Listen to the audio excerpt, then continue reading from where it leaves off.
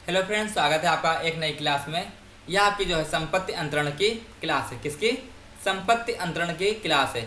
यह आपकी क्लास भले ही थ्योरी हो रही है, ठीक है, भले ही इसको हम थ्योरी में आपको समझा रहे हैं, लेकिन ये आपकी जो है क्लास चाहे थ्योरी हो, चाहे एमसीक्यू, चाहे जैसे हो, लेकिन आपके एग्जाम के लिए फ़ायदेमंद होगी। ये हम आपको जो है शर्त के साथ बता सकते हैं, ठीक है। तो इसमें देखिए आपका क्या पहला क्वेश्चन है। पहला हम आपको टॉपिक समझाएंगे। इसमें थोड़ा सा टॉपिक आपको समझना है कि सुखाधिकार अधिनियम। सुखाधिकार अधिनियम आपका क्या होता है, इसको देखते हैं। ये आपका 1882 में हुआ। इसमें हम जो है धारा 4 से 18 तक इसको समझते हैं। इसमें धारा 10 आपको कहता है कि पट्टा की भूमि पर सुखाधिकार के आपके आरोपण को बताता है। पट्टाकर्ता को पट्टा की भूमि पर सुखाधिकार के आरोपण को बताता है। और ये अगर जो आप पढ़े नहीं तो आपका एग्जाम जो है अच्छा नहीं जाएगा इन द सेंस कि अगर जो इस टॉपिक को अगर जो आप नहीं पढ़ेंगे तो अच्छा नहीं जाएगा। आप अगर इस टॉपिक को पढ़ें, चाहे जैसे पढ़े चाहे जहाँ से पढ़े हैं, आपका अच्छे से एग्जाम होगा, ठीक है। यह कोई ज़रूरी नहीं कि आपको यहीं से पढ़ना है। आप मुद्दा ये है कि आप पढ़ें चाहे जहाँ से पढ़ें। और धारा 4 में आपको सुखाचार बताया गया, सुखाचार या फिर सुखाधिकार बताया गया है। धारा 8 में आपका आरोपण बताया गया। धारा 5 में सुखाचार के प्रकार बताया गया है कि ये कितने प्रकार के होते हैं। धारा 6 में स्थायी सीमित सुखाधिकार आपको बताया गया है, ठीक है। ये चीज़ें यहाँ पे बताई गई हैं। और धारा 9 में आपका अतिरिक्त सुखाधिकारों के आरोपण बताए गए हैं, ठीक है। धारा 15 में आपको जो है चिरभोग के सुखाधिकार की प्रकृति को बताया गया है। तो ये आपका सुखाधिकार का जो है थोड़ा सा टॉपिक था। इससे आपके जो है क्वेश्चन बनने के चांसेस हैं, इसीलिए इसको हम आपको इतना जो इम्पोर्टेंट है वो हम आपको बता दिए। अगला आपका चलते हैं बेनामी समव्यवहार अधिनियम, जो आपका 1988 में लागू हुआ। ये आपका क्या है, इसको देखते हैं। चल संपत्ति की जो है आपकी परिभाषा जो है बताया गया, किसमें बताया गया कि पंजीकरण अधिनियम 1908 की धारा 2 का में भी दी गई है। किसमें? पंजीकरण अधिनियम धारा 2 का में भी दी गई है। अब हम चलते हैं अपने मेन टॉपिक पे, आपका संपत्ति अंतरण अधिनियम 1882। ये आपका क्या है, इसको हम देखते हैं। इसको देखने से पहले एक चीज़ हम और देखते हैं, ये आपका बाद की बात है। इससे पहले हम एक चीज़ और देखते हैं। प्रॉपर्टी लॉ में आपका बेसिक है क्या, ये आपका 1882 में हुआ। और इसको कब हुआ, लागू हुआ, ये आपका 1 जुलाई 1882 को लागू हुआ। इसमें आपके 8 चैप्टर हैं और 137 धाराएं हैं, ठीक है। ये आपका लागू 1 जुलाई को हुआ, लेकिन ये आपका जो है 17 फरवरी 1882 को जो है चीज़ें स्टार्ट होने के लिए चीज़ें को वहाँ पे आपके संसद में गई, ठीक है। देखिए इसमें आपके चैप्टर कौन कौन से हैं। इसमें चैप्टर को हम समझते हैं। चैप्टर 1 आपका प्रारंभिक है, और प्रारंभिक आपका 1 से लेकर 4 की धाराओं तक है। 1 से 4 धारा आपकी जो है ये प्रारंभिक चैप्टर में आपका आता है। चैप्टर 2 आपका क्या है, 5 से लेकर 53 का की धारा आपका चैप्टर 2 है, ठीक है। इसको आप नोट कर लीजिए, क्योंकि आपसे यहाँ से पक्का ही क्वेश्चन पूछेगा। इसमें कोई दो राय नहीं कि यहाँ से आपसे क्वेश्चन ना बनेगा। क्वेश्चन यहाँ से जरूर 100% बनेगा, ठीक है। चैप्टर 3 में आपका 54 से 57 जो है, मतलब 54 से लेकर 57 तक की जो धारा है वो आपकी चैप्टर 3 में है, मतलब आपके अध्याय 3 में। चैप्टर 4 में 58 से 104 धाराएं हैं। चैप्टर 5 में आपका 105 से 117। चैप्टर 6 में 118 से 121। चैप्टर 7 में 122 से 129। और चैप्टर 8 में आपका 130 से 137 आपकी वहाँ पे धाराएं दी गई हैं। तो मान लीजिए आपसे पूछ लिया गया पट्टा आपकी जो है कौन से चैप्टर में दिया गया है, तो पट्टा की अगर जो आपको धारा पता होगी तो आपको मान लो पता है कि जो है 105 आपकी धारा है पट्टा की, ठीक है। और वाकई में आपकी 105 धारा है। तो अब देखिए 105 धारा है, तो यहाँ पे आप मैच करेंगे कि 105 धारा कहाँ पे है, तो आपको पता है यहाँ पे 105 धारा है, तो पट्टा आपका जो है चैप्टर 5 में दिया गया है, ठीक है। ऐसे आप कर सकते हैं। या फिर आपसे पूछ लिया गया भागिक पालन कहाँ दिया गया है, तो भागिक पालन आपका कहाँ दिया गया है, भागिक पालन आपका 53 का में दिया गया है। और 53 का आपकी यहाँ पे धारा इसके अंतर्गत आती है, तो आपका चैप्टर 2 में भागिक पालन दिया गया है। ऐसे करके ये अगर जो नोट कर लेंगे अपनी कॉपी में तो आपके लिए आसानी हो जाएगी, ठीक है। इसमें थोड़ा और समझते हैं कि आपकी धारा जो 5 से 37 है और अध्याय आपका 6, 8, 7 जो है ये आपकी चल अचल दोनों से संबंधित हैं, ठीक है।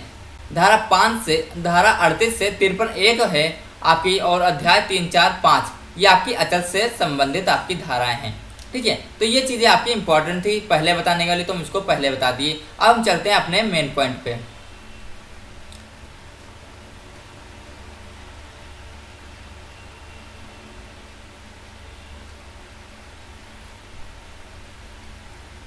इसको हम आपको बता दिए हैं, करा दिए हैं।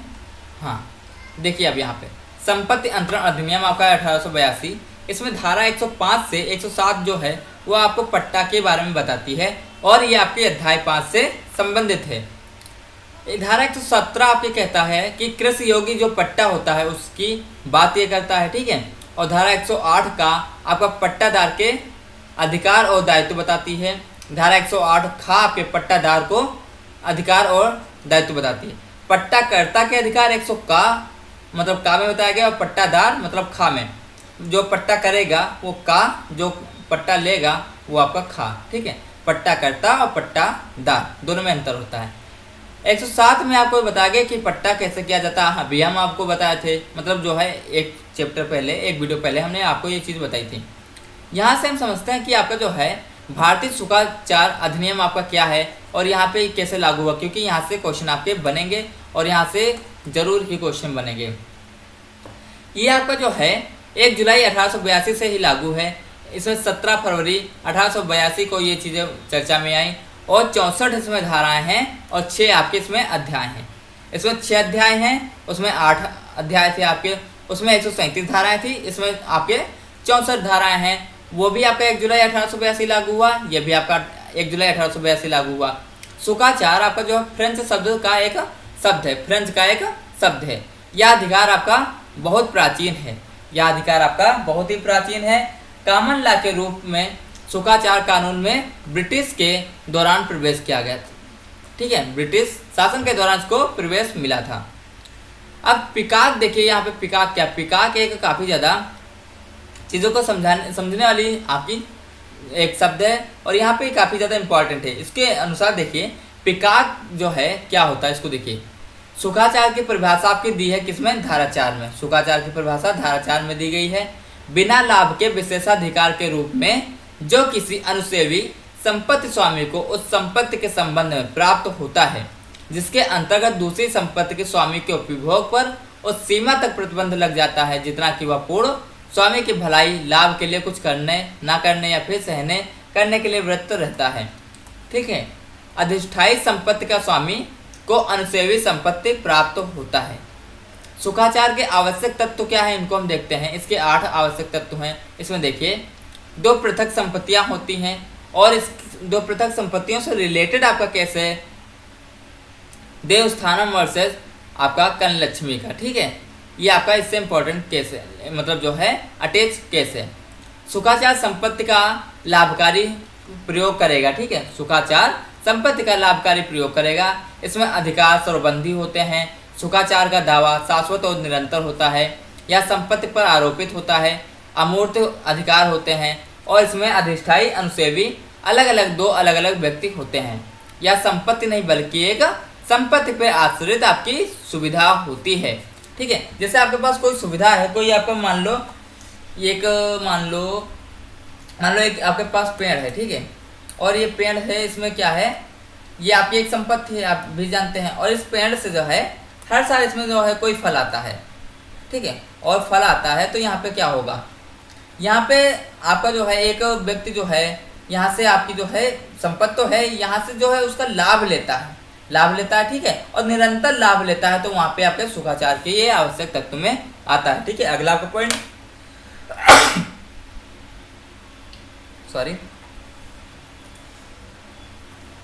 धारा 5 देखिए, शुल्काचार के प्रकार को धारा 5 आपका बताता है। शुल्काचार के प्रकार आपके 5 होते हैं। आपके अविच्छिन्न शुल्काचार होता है, जिससे रिलेटेड आपका केस है ब्रजमोहन वर्सेस हजारीलाल का, ये आपका इससे रिलेटेड केस है। आपका विच्छिन्न शुल्काचार होता है, प्रत्यक्ष शुल्काचार होता है, अप्रत्यक्ष आपका शुल्काचार होता है। शुल्काचार आपके 4 प्रकार के होते हैं, और इसको धारा 5 में बताया गया है। रास्ते में पानी बहने और मरम्मत का अधिकार जैसे आपका होता है, ये आपका एक सीमित शुल्काचार है। रास्ते जैसे या फिर पानी में, ठीक है, आपके जैसे रास्ते होते हैं, ठीक है। और पानी बहाना, जैसे नाली वगैरह में पानी जाना है होता है, मरम्मत जो होता है, ये सब आपके सीमित सुखाचार होते हैं। सीमित समय के लिए ये चीज़ें आपकी होती हैं, ठीक है। आपकी धारा 6 में जो है सुखाचार कैसे बताया गया इसको देखते हैं। एक आपका सीमित होता है, एक आपका स्थायी होता है, दो हो सकते हैं। सीमित में आपका क्या होता है, जैसे रास्ते वगैरह या फिर जो है पानी बहाने की मतलब जो है मरम्मत वगैरह ये सब करवाना, पानी कैसे बहाना है, ये आपका सीमित होता है। स्थायी क्या होता है, निरपेक्ष होते हैं, अखंडनीय हमेशा, जो हमेशा के लिए बने रहते हैं वो आपके स्थायी होते हैं। चिरभोग द्वारा प्राप्त सुखाचार को सीमित किया जा सकता है, ये आपका यहाँ पे इंपॉर्टेंट पॉइंट है और ये आप ध्यान में रखना, ठीक है। सुखाचार का आरोपण आपको धारा 8 में बताया गया है, ये भी हम आपको बता चुके हैं। सिर्फ अनुसेवी संपत्ति के स्वामी द्वारा ही, किसी कब्जेधारी द्वारा इसको नहीं किया जाता, केवल अनुसेवी संपत्ति के स्वामी द्वारा इसको किया जाता है। सुखाचार के लिए जो अनुमति आपका अभिव्यक्ति, उपलक्षित, रचनात्मक या फिर प्रकल्पित हो सकती है। आपकी जो है धारा 9 बताती है कि अतिरिक्त आरोपण आपका क्या है सुखाचार में, इसको बताती है।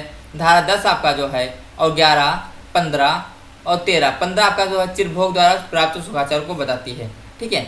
ये आपको हम बता चुके हैं पहले ही धाराओं में, आप इसको पिछले वाला वीडियो देखना, अच्छे से आपको समझ में आएगा, ठीक है। अब देखिए आवश्यकता का जो है आपका सुख भोग का अधिकार जो होता है उसको क्या है, धारा 13 में बताया गया है कि आवश्यकता का सुख भोग अधिकार, इसको देखते हैं कि रास्ते का अधिकार आपका, गंदे पानी के निकास का अधिकार आपका जो है, या भंगियों के लिए जो है आपका जो है यहाँ पे, जैसे कोई भी चीज़ होता है, जैसे अभी आप लोग कहते हैं कि जो है ये आप नाली साफ किए हैं, ठीक है, जो वहाँ पे तो उनके लिए जो रास्ता होता है, तो ऐसे चीज़ें आप कह सकते हैं जो चीज़ें सही नहीं है, ठीक है। अब मान लो जैसे कहीं पे रास्ता नहीं है, उसको रास्ता देना वो आपका अधिकार हो जाएगा, ठीक है। मकान वगैरह या फिर जो है वो सब चीज़ें जो है यहाँ पे आ जाती हैं, सुख भोग का अधिकार में आती हैं।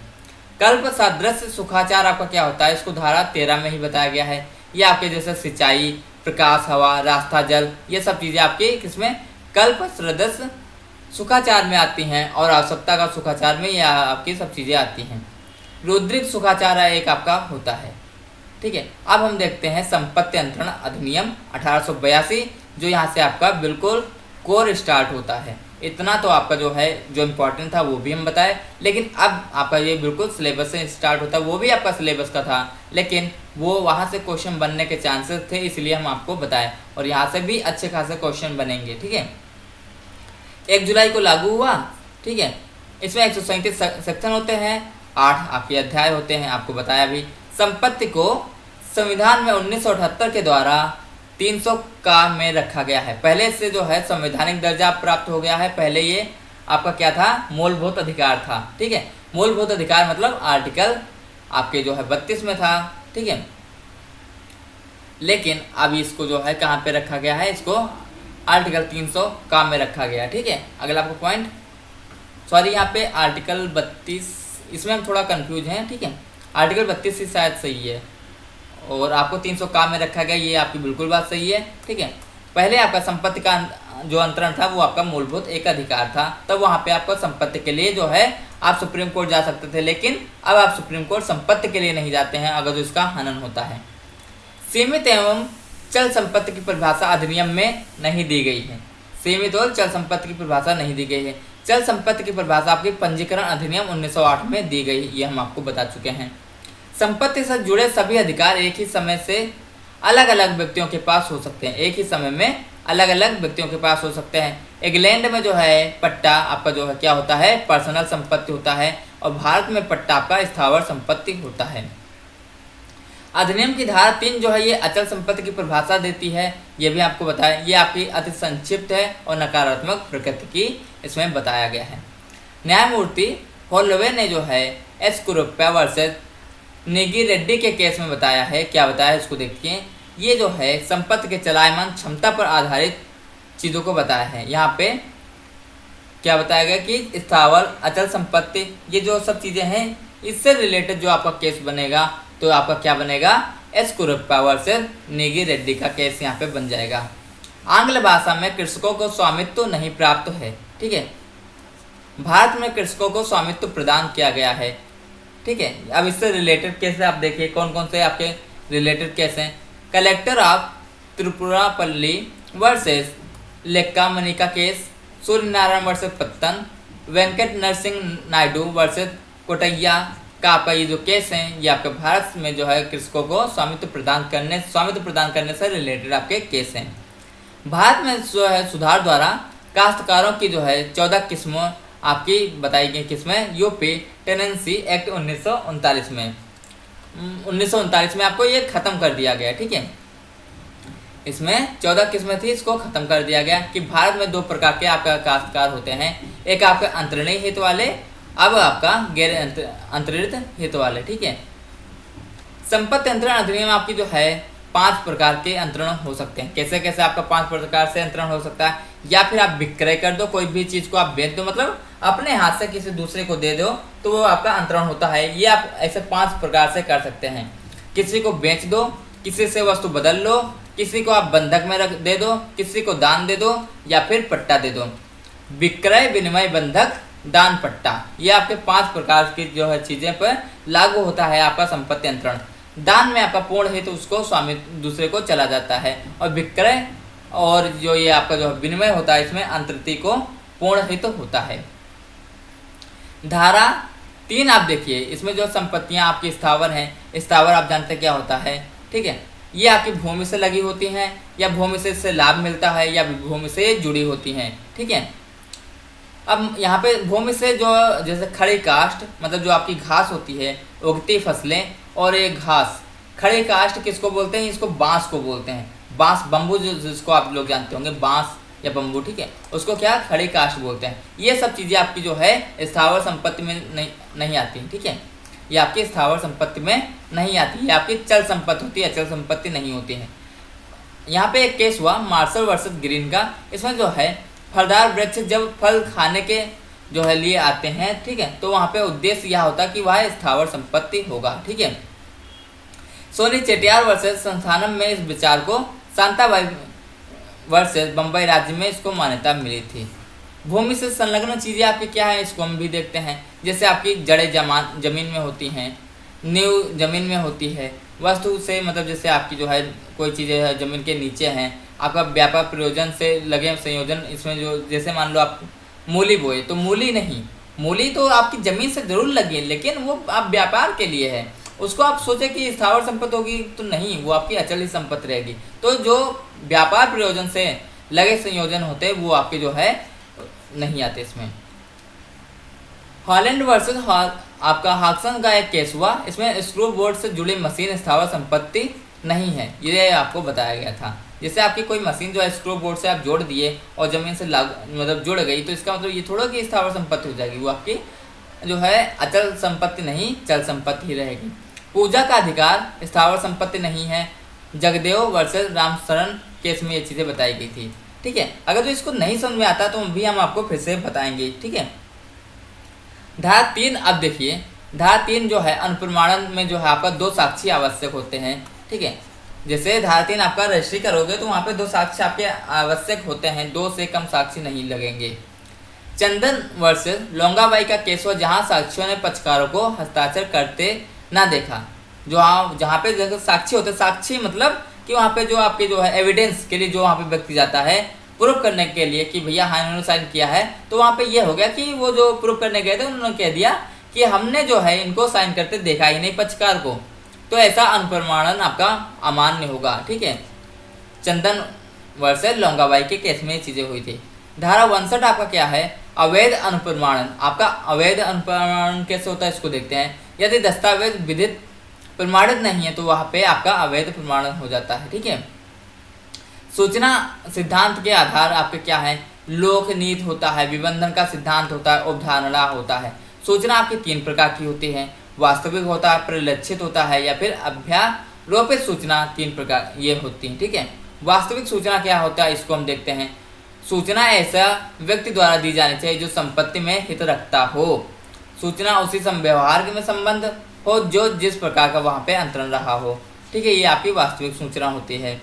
एक दस्तावेज की सूचना देना, दस्तावेज के विषय और वस्तु की जानकारी, ये आपकी परिलक्षित सूचना में आता है।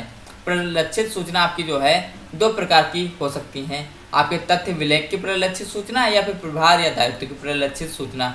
ठीक है, हालांकि ये आपका जो है इतना ज़्यादा इम्पोर्टेंट जो है, यहाँ से क्वेश्चन बनेंगे लेकिन इतने ज़्यादा नहीं बनेंगे।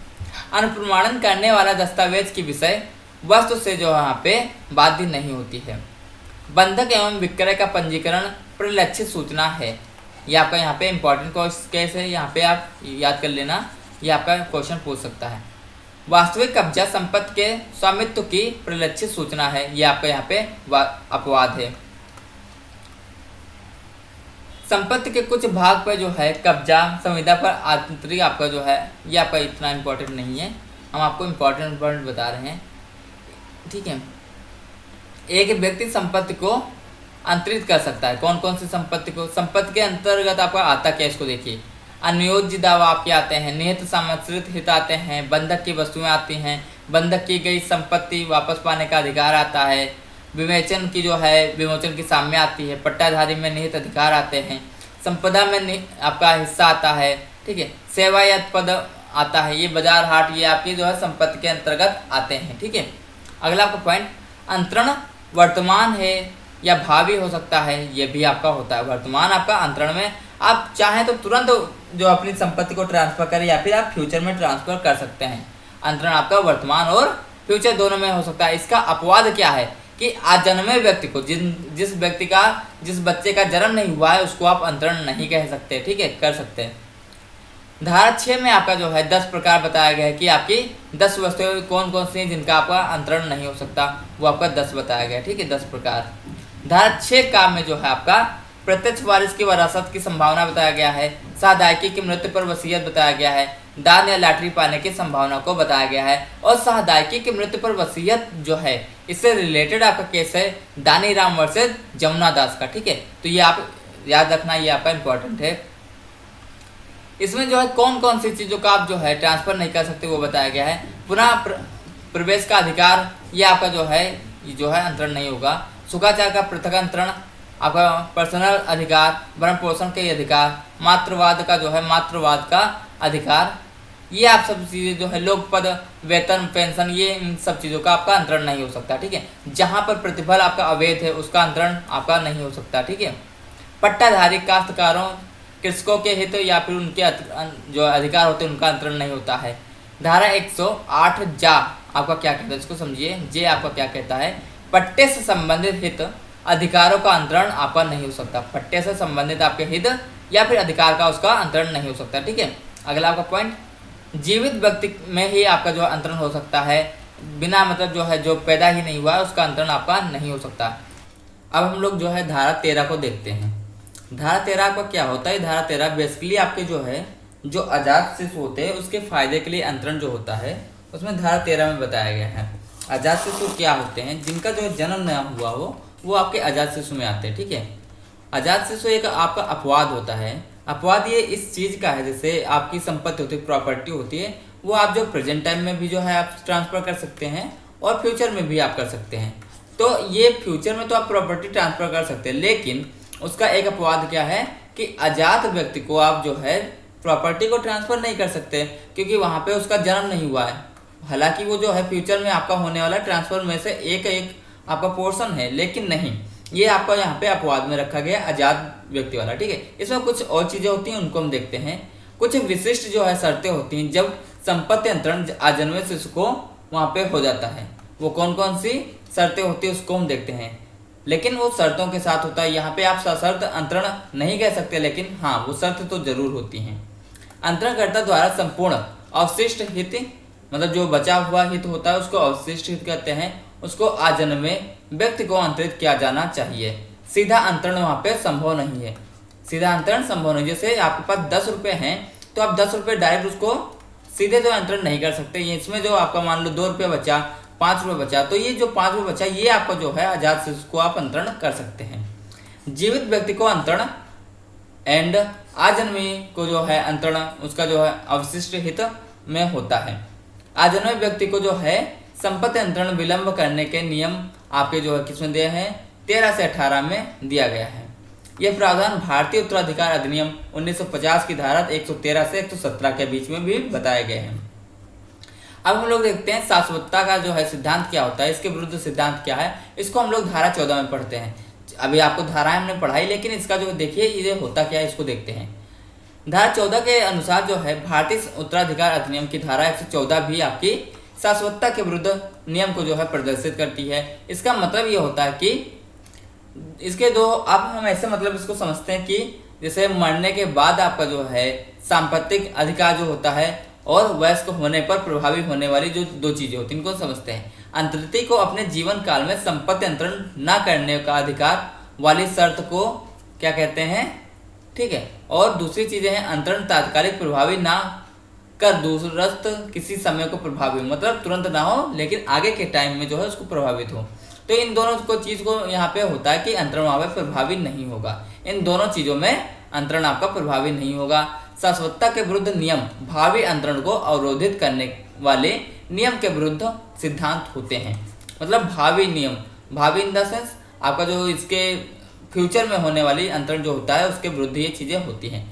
टैगोर वर्सेस टैगोर का एक केस हुआ, यहाँ पे वाद हुआ। ये वाद आपका काफी ज्यादा इंपॉर्टेंट वाद था। इसमें प्रीवी काउंसिल ने कहा था कि अंतरण अवैध कहा था। किसको कहा था? क्योंकि इसमें अंतरण जो है आपका पीढ़ी दर पीढ़ी अंतरित वहां पे था, इसीलिए उसको अंतरण अवैध कहा। किसमें? टैगोर वर्सेस टैगोर में। धारा 14 के प्रयोजनों में जो है गर्भस्थ शिशु को जो है अस्तित्व में नहीं माना गया है। मतलब जो पेट में आपका मतलब प्रेग्नेंट जो बच्चा है, प्रेग्नेंट जो है उनको जो है बच्चे को जो है आपको उसको नहीं माना गया है, उसको अस्तित्व में मतलब उसका जो है नेग्लेक्ट माना गया है, उसका कोई वास्तविक वहां पे वास्तविकता से लेना देना नहीं, उसको अस्तित्व ही नहीं रखा गया, ठीक है। पट्टा संव्यवहार में शाश्वतता के विरुद्ध नियम लागू नहीं होता है। आपके पट्टा संव्यवहार में शाश्वतता के विरुद्ध लागू नहीं होते नियम। ये आपका यहाँ पे बहुत ही इंपॉर्टेंट क्वेश्चन आपका बनेगा और ये आपका एग्जाम में पूछा भी जाएगा। यहाँ पर एक आपका केस और हुआ नफरचंद्र वर्सेस कैलाश का। इस केस में ये हुआ कि व्यक्तिगत करारों पर लागू नहीं होगा पट्टा, मतलब शाश्वत का जो विरुद्ध होगा, शाश्वत के विरुद्ध आपका जो सिद्धांत ये व्यक्तिगत करारों पर लागू नहीं होगा। और नफरचंद्र वर्सेस कैलाश का जो है आपका ये वाद हुआ, ये शाश्वतता के विरुद्ध सिद्धांत से आपका मिलता जुलता वाद है, ठीक है। इसी पर निर्भर ये वाद है आपका। यहाँ पे एक केस और हुआ पद्मानभन वर्सेस सीमाराम का, ठीक है। तो उसमें क्या हुआ कि हकसुमा आपकी जो हकसुपा का जो होता है उसके मामले जो है इसमें लागू नहीं होगी और बंधक के मामले भी इसमें लागू नहीं होगी। इस चीज में बताया, इस केस में बताया गया। धारा 18 का क्या कहता है? धर्मांत आपके जो होते हैं ये धर्म के जो अर्थ होते हैं उनके जो है अंतरणों का जो यहाँ पे प्रभावी नहीं होगा। इससे रिलेटेड आपके केस हैं ए रामाराव वर्सेस ए थिम्मया, ठीक है। ये आपका जो है विक्रय को करार वाली जो चीजें हैं यहाँ पे लागू नहीं होगी, यहाँ पे भावी विक्रय लागू नहीं होगा, इस केस में बताया गया था। अब धारा 104 यहाँ पे हम देखते हैं। हालांकि ये जो है इतना धारा 104 नहीं, सॉरी धारा 10 और 11 देखते हैं। धारा 10 और 11 क्या है? संपत्ति अंतरण से संबंधित ऐसी शर्त जो अंतरिति को अंतरण करने पर जो है आपका जो प्रतिबंध लगाती है, तो वो चीज आपकी जो चीज प्रतिबंधित की जाएगी तो वो आपकी शून्य हो जाएगी। इससे आपके जो है रिलेटेड केस हैं इन रे रोशन, तेज सिंह वर्सेस मोती सिंह, इन रे एलियट और मनोहर वर्सेस महादेव। ये अगर जो आपके केस आते हैं तो ये आपके केस धारा 10 और 11 से रिलेटेड केस हैं, ठीक है। अगला आपका पॉइंट के मुनि स्वामी द्वारा जो है विधिक प्रतिनिधि वर्सेस के वेंकट स्वामी का जो केस हुआ, ये आपका जो हाई कोर्ट में हुआ, कहाँ हुआ? आंध्र प्रदेश के, ठीक है। तो आंशिक अवरोध वहां पे वैध और बाध्यकारी होगा, ऐसा वहां पे बताया गया था। अब आंशिक अवरोध क्या मतलब? छोटा सा। आंशिक मतलब जो है किसी भी बड़े पार्ट का छोटा सा अंग आपका आंशिक होता है। इसमें बताया गया कि किस वर्ग को अंतरण आपका प्रतिबंध होगा, समय द्वारा कैसे प्रतिबंध होगा, खास या विशिष्ट जो विधि द्वारा कैसे उसकी विकृत शर्तें होती, ये आपका आंशिक अवरोध आपके हो सकते हैं। आंशिक अवरोध जो है आपका जो है लगते ही ये जो है पूर्ण रूप से प्रतिवेद हो जाते हैं और शून्य हो जाते हैं, ठीक है। धारा 10 के अपवाद क्या है इनको हम देखते हैं। कहाँ पे अभी हमने बताया ना कि धारा 10 में आपकी शर्तें दी गई जहाँ पे आपका जो चीजें ट्रांसफर नहीं होगी। अब वो क्या है उसको उस अपवाद में देखते हैं। पट्टा हुआ आपका, विवाहिता स्त्री हुआ, पारिवारिक व्यवस्था हुआ और यदि अंतरणकर्ता स्वयं पर प्रतिबंध लगाता तो मान्य होगा। ये सब चीजें यहाँ पे किसमें हुई? ये आपकी जो है धारा 10 के अपवाद हैं। जैसे विवाहिता स्त्री की बात की जाए तो वहां पे हिंदू, मुस्लिम, बुद्ध को छोड़कर स्त्रियों पर प्रतिबंध लगाया जा सकता है, ठीक है। अगला आपका पॉइंट यहाँ पे एक हित तब समाश्रित हित नहीं होगा। एक हित तब समाश्रित हित नहीं होगा जब अंतरिति को हित तब प्राप्त करना हो जब उसकी अंतरिति आपकी जो है निश्चित उम्र प्राप्त कर लिया हो। तो इससे जो आपका रिलेटेड केस है प्रिवेंशन वर्ष डोलमेन का यहाँ पे केस हुआ था, और ये आपका इतना ज़्यादा इंपॉर्टेंट पॉइंट नहीं है, ठीक है। अगला का पॉइंट है सशर्त अंतरण के आपकी जो है अंतर्गत 3 आपकी प्रकार आते हैं, शर्तों के 3 प्रकार आते हैं, पूर्ववर्ती शर्तें, पश्चावर्ती शर्तें और समवर्ती शर्तें, ठीक है। ये आपके बहुत ही ज़्यादा इंपॉर्टेंट शर्तें हैं और यहाँ से आपके क्वेश्चन बनते हैं। पूर्ववर्ती शर्तों को आपको धारा 16 में बताया गया है। पूर्ववर्ती शर्तें क्या होती हैं इनको हम देखते हैं। संपत्ति शर्त पूरी होने के बाद निहित होती है, मतलब संपत्ति जैसे पूर्ववर्ती शर्त में होता है, जैसे आपका ट्रांसफर हुआ हो उससे पहले आपकी जो शर्त जो है पूरी हुई हो तो वहाँ पे आपकी पूर्ववर्ती शर्त होती है। और पूर्ववर्ती शर्त के अवैध होने पर अंतरण आपका शून्य होता है। पश्चावर्ती शर्तें ये होती हैं जब आपका जो है संपत्ति तत्काल निहित हो जाती है और असंभव या अवैध होने पर संपत्ति प्राप्त हो जाती है। शर्त पूरी ना होने पर अंतरण आपका शून्य होता है और समवर्ती सूची एक आपकी समवर्ती शर्त होती है, ठीक है। अगला आपका पॉइंट, उत्तरवर्ती शर्तों का जो है पालन आवश्यक नहीं होता है कब उसका पालन आवश्यक नहीं होता है जब हित के हस्तांतरण पर पूर्व अवरोध लगाती हो। कौन सा लगाती हो, मतलब ये आपका धारा 10 की पॉइंट है, क्योंकि वहां पे शर्तें बताई गई हैं कि वहां पे क्या अवरोध लगाया जा सकता है, ठीक है। और अगला आपका पॉइंट है अंतरिति के जो है दिवालिया आप लोग जानते हैं बैंकरप्ट होता है, जहाँ पे जो है बैंक पे जो शो करना होता है कि हमारे पास एक भी पैसा नहीं है, उसको दिवालिया कहते हैं। अंतरिति के दिवालिया हो जाने पर हित के संपहरण को अधिकरण सुरक्षित रखती है, ये आपको धारा 12 बताती है। और पूर्ण अंतरण के जो है मामले पर रोक लगाती है, इसको क्या उपभोग पर जो है पूर्ण अंतरण के मामले में रोक लगाती है। कौन सी चीज, आपका उत्तरवर्ती शर्तों का पालन करना आवश्यक नहीं होता। यहाँ पे चीजों का पालन नहीं करे हुए तब भी कोई बात नहीं है, आवश्यक नहीं है। चयन का सिद्धांत जो है ये आपका जो है धारा 35 से रिलेटेड है, सभी भारतीयों पर लागू होता है और एक ही समय पर किसी दस्तावेज का निर्मोदन नहीं किया जा सकता। अनुमोदन और निर्मोदन नहीं किया जा सकता, मतलब एक ही समय पर किसी दस्तावेजों का जो दोनों चीजें नहीं किया जा सकता, ठीक है। एक व्यक्ति एक ही समय पर ठंडी या गर्म सांस एक साथ थोड़ा ना ले सकता है, ठीक है। इसका क्या मतलब है, जैसे मान लो आपने एक गिलास पानी लिया, ठीक है, एक गिलास पानी लिया और एक गिलास पानी लिया, तो एक गिलास पानी को आप जो है एक साथ ना गर्म कर सकते हैं ना एक साथ गर्म ठंडा कर सकते हैं। इसका मतलब कि ऐसा नहीं कि एक गिलास पानी को आप जो ठंडा भी कर लेंगे गर्म कर लेंगे एक ही टाइम पे, ऐसा नहीं है, ठीक है। ये तो आपके साइंस के विरुद्ध हो जाएगा। साइंस क्या कहता है कि किसी वस्तु का अगर जो वस्तु जा रही है, मतलब जो है चल अवस्था में है, तो उसकी स्थिति और उसका वेग का एक साथ हम पता नहीं लगा सकते, ये आपका साइंस कहता है। तो उसी तरह से किसी एक वस्तु को जो है आप एक साथ जो है उसका अनुमोदन और निर्मोदन नहीं कर सकते, ठीक है, ये चीज बताया गया। यहीं से आपका जो है संबंधित आपका केस है कि रंगमा वर्ष अचम्मा, ठीक है। तो यहाँ पे ये इनका केस हुआ रंगम्मा वर्ष अचंबा का, ठीक है। तो यहाँ पे चल और अचल दोनों पर लागू होगा, ये चीजें बताई गई। राजस्थान स्टेट का यहाँ पे एक केस आपको हुआ, ये भी यहाँ पे इससे रिलेटेड केस था। कॉर्पोरेशन वर्सेस सुभाष सिंधरी का यहाँ पे केस हुआ, ये भी आपका इसी से रिलेटेड केस था। चयन का सिद्धांत के अनुसार चयन के लिए समय समाप्ति आपकी 1 वर्ष होती है, ठीक है। अगला आपका पॉइंट यहाँ पे धारा 36 क्या कहता है, हठी अदाता को प्रतिकर देने का दायित्व आपका जो है मूल अंतरण कर्ता का होगा, ये आपका धारा 36 कहता है। और चयन का सिद्धांत विधिक उपचारों पर लागू नहीं होता है, ठीक है। दृश्यमान स्वामी आपका जो धारा 41 में बताया गया है, ठीक है। और दृश्यमान स्वामी द्वारा अंतरण आपका धारा 41 में बताया गया है और उसके द्वारा किया गया अंतरण आपका वैध होता है, ठीक है। और इसी में जो है फैलाव का सिद्धांत देखते हैं, डॉक्ट्राइन ऑफ होल्डिंग आउट, ठीक है। ये आपका सद्भाव पूर्व क्रेता के लिए होता है, उसको संरक्षण देने के लिए होता है। यह नियम आपका जो है नेमो डेट क्वाड नॉन हैबिट के अपवाद के विरुद्ध होता है, ठीक है। फैलाव का सिद्धांत क्या है इसको हम देखते हैं। ये आपका बेसिकली 2 तरह से लागू होता है। एक आपका विबंधन का सिद्धांत होता है, आपने विबंधन का सिद्धांत भी पढ़ा, किसमें पढ़ा था, ठीक है, वो भी आपको समझना है क्योंकि आपने विबंधन का सिद्धांत पढ़ चुके हैं। इससे पहले आपने एग्जाम दिया था, उसमें विबंधन का सिद्धांत पूछा भी गया था। सद्भाव पूर्वक प्रतिफल के साथ समव्यवहार करने वाली को वहां पे छत के लिए जो है विवश ना होना पड़े, ऐसा आपका जो है एक फैलाव के सिद्धांत का आधार होता है।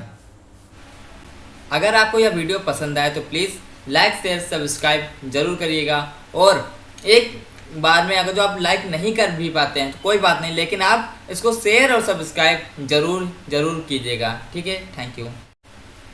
ठीक है दोस्तों, आज के वीडियो में इतना है, मिलते हैं अगले वीडियो में, तब तक के लिए टेक केयर, थैंक यू।